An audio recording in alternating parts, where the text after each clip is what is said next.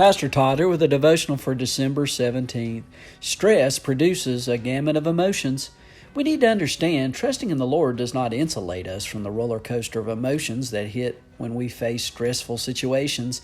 Some spiritual life books make it sound as though when you discover the secret of resting in the Lord, you'll be perfectly calm in the midst of the worst of trials.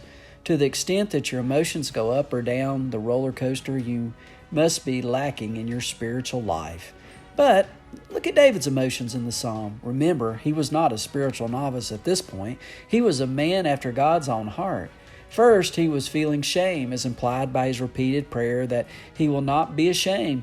Perhaps his enemies were accusing him of being a hypocrite. He claims to trust in God, but look at what he did with Bathsheba and her husband. Look at his family life. It's shambles. Ha! Some man of God he is.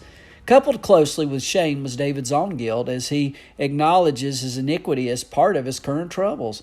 Also, David was afraid. He states that terror is on every side.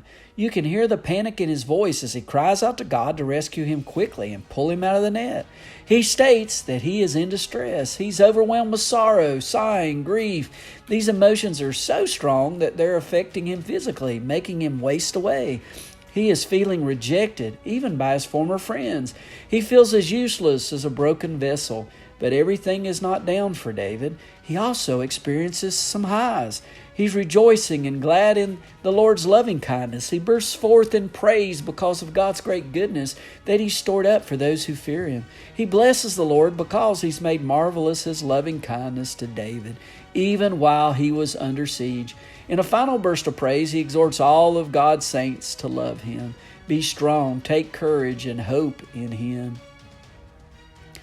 In other words, this psalm is very true to life. David gains the victory, but then the waves of distress sweep over him and he plunges again into despair.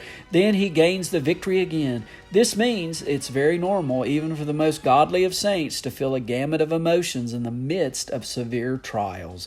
The key is not to be passive in letting your emotions keep you down. You've got to wrestle to process your emotions and gain the victory in the Lord. That's why the Psalms are so helpful.